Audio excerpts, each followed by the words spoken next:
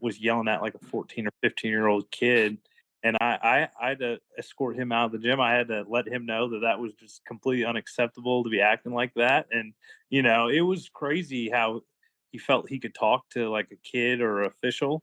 And then I started talking to him and everything just completely changed when I started talking to him. But it's still just unbelievable that he would act like that. Coach. It was a basketball parent of mine. He had been riding the referees pretty tough. Uh, he was only like about 3 rows up from the back of our bench. Uh, his son was a high school sophomore at the time and was perceivably embarrassed by the moment, but he kind of knew it was going to come because I think it had happened in a couple of AAU events before where his dad had been escorted or kicked out of the game by a referee. And so this year, Just like their anger, their frustration takes the fun out of everything at every single step. It's like these sports are meant to be fun. They're supposed to be like an enjoyable activity. You're supposed to grow, mature, learn life lessons, and their anger and just their frustration, the way they present themselves, stops that at every single step along the way. It's like you can't, they want to. Come into practice. They want to tell you what they think needs to be done. They're taking and I think wrestling and all sports, kids need to figure it out for themselves and take those steps along the way. And it's like the parents are truly like stopping the learning at every step. our aspect of how we experience life is a shared spotlight, and we're like all fighting for this spotlight.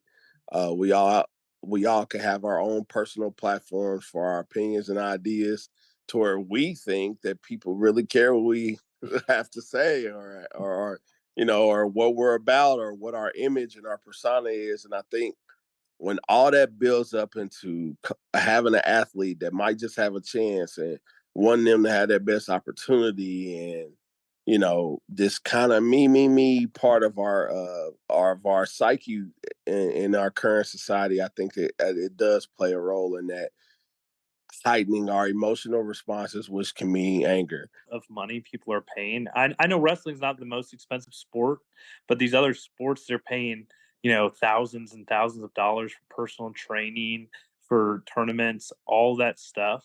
And, if they don't see that money paying off, if they don't see the time, energy, and, everyone's effort paying off, it was yelling at like a 14 or 15-year-old kid. And I had to escort him out of the gym. I had to let him know that that was just completely unacceptable to be acting like that. And, it was crazy how he felt he could talk to like a kid or official. And then I started talking to him and everything just completely changed when I started talking to him, but it's still just. I think a lot of people's dreams are shattered. And it's so hard. I've coached and played at the collegiate level. It's hard to play the lowest level of college football or college sports, period. It's hard. So to make it to a professional level is more aggressive. And I think again, it's social media. It's just the ability to you have access to everybody 24/7. And you can say things behind a phone or a screen that you wouldn't say to somebody's face. So, and then a lot of people sit and they internalize that. And I think that is probably one of the biggest problems, just the mental health aspect of it, and still the lack of attention paid to mental health in our country is probably the biggest pandemic we have. I would challenge every parent to sit down and ask themselves what their goals are and what their kids' goals are. And if, as a parent, if your goals are more than your kids' goals, if you have, if you want this more than them, then I think you need to take a step back and really. And so I've always drawn the line at any defaming of coaches, any defaming of referees. I was going to have a personal conversation with that if it was brought to light. A lot of times I'm wrapped up into the game, or I try to be, focused in the game, and some of the stuff that happens in the stands I don't always see or don't always know. But that's about we've dismissed players because of it going to an extra degree and just being too much of a disruption, and having to come to that conversation about, look, you are making this difficult with the way that you approach this. you're not trusting our ability to coach. You're not trusting the other adults involved to do their job. Like, this is not going to work. So college recruiters at the 12U youth tournament. Falling in love with the sport will take you much farther than, a win or a loss at 12U. It's just have fun, fall in love with it, enjoy what you're doing. And like as long as you build that relationship and like actually, grow, then it really doesn't matter if you win or lose. Just depending on what level you're talking about, some of them it's just, dexterity of catching a ball or moving differently, moving with equipment on, gaining some self-confidence. We have kids that come out sometimes they've never played football, they come out as seniors.